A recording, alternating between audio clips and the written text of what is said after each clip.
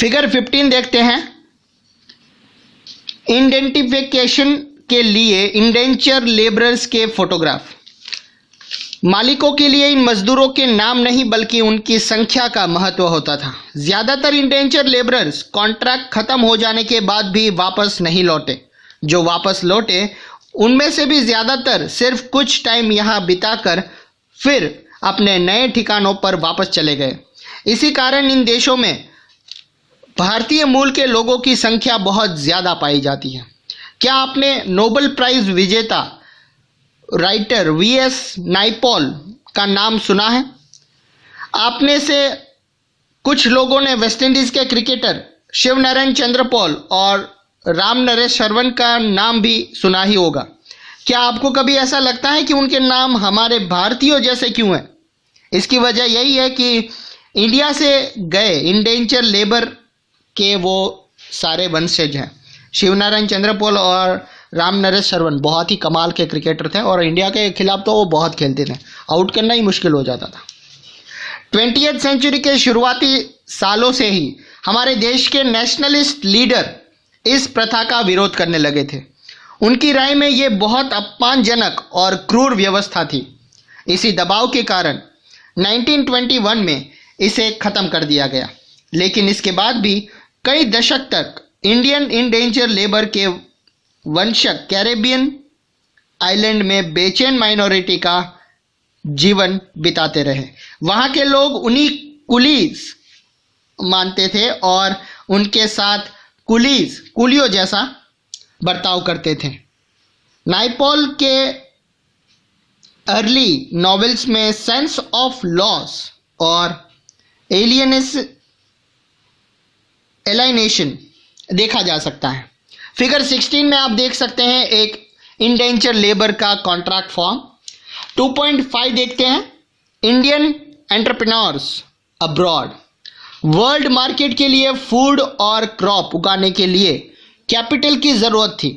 बड़े प्लांटेशन के लिए तो मार्केट और बैंक से पैसा लिया जा सकता था, लेकिन छोटे मोटे पीजेंट क्या करते? यहीं से इंडियन बैंकर यानी साहूकार की एंट्री होती है। क्या आपने शिकारपुरी, श्रॉफ और नट्टकोट्टई चट्टीयारों के बारे में सुना है? पहली बार सुन रहे हैं। ये उन बहुत सारे बैंकर्स और ट्रेडर्स में से थे जो सेंट्रल और साउथ ईस्ट एशिया में एक्सपोर्ट एग्रीकल्चर के लिए कर्ज देते थे, लोन देते थे। इसके लिए वो या तो अपनी जेब से पैसा लगाते थे या यूरोपियन बैंक से कर्ज लेते थे। उनके पास दूर दूर तक पैसे पहुंचाने की एक सोफिस्टिकेटेड सिस्टम होती थी। यहाँ तक कि उन्होंने व्यावसायिक संगठनों और इंडिजीनियस फॉर्म को भी डेवलप कर लिया था। अफ्रीका में यूरोपियन कॉलोनीज के पीछे पीछे इंडियन ट्रेडर्स और मनी लेंडर्स भी जा पहुंचे।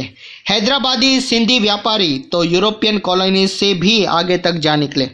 1816 से उन्होंने दुनिया भर के पोर्ट्स पर अपने बड़े बड़े एम्पोरियम खोल दिए। इन दुकानों में टूरिस्ट को आकर्षक लोकल और इम्पोर्टेड चीज़ें मिलती थी। ये एक फलता फूलता कारोबार था क्योंकि सेफ और कंफर्टेबल पैसेंजर वेसल की संख्या भी दिन ब दिन बढ़ने लगी थी। सोर्स ए पढ़ते हैं। एक इंडेंचर लेबर की आप बीती यहाँ पर दिखाई गई है। रामनारायण तिवारी इंडिया से गए इंडेंचर लेबर से जिन्होंने 20वीं सेंचुरी की शुरुआत में डेमेरारा में इस साल तक यानी कि 10 साल तक काम किया था। उनके संस्मरण का एक अंश यहाँ पे दिखाया है कि उनकी लाइफ कैसी थी। तमाम कोशिशों के बावजूद उन कामों को ठीक से नहीं कर पाया जो मुझे सौंपे गए थे। कुछ ही दिनों के अंदर मेरे हाथ सब जगह से छिल गए और मैं हफ्ते भर तक काम पर नहीं जा पाया, जिसके लिए मुझे सज़ा दी गई और 14 डेज जेल में काटने पड़े। नए इमिग्रेंट्स को काम बहुत भारी पड़ता था और वो दिन भर में अपना काम पूरा नहीं कर पाते थे। अगर काम संतोषजनक ढंग से पूरा नहीं हुआ तो सैलरी भी काट ली जाती थी। इसलिए बहुत सारे लोगों को उनकी पूरी मजदूरी नहीं मिल पाती थी और उन्हें तरह तरह की सज़ा दी जाती थी।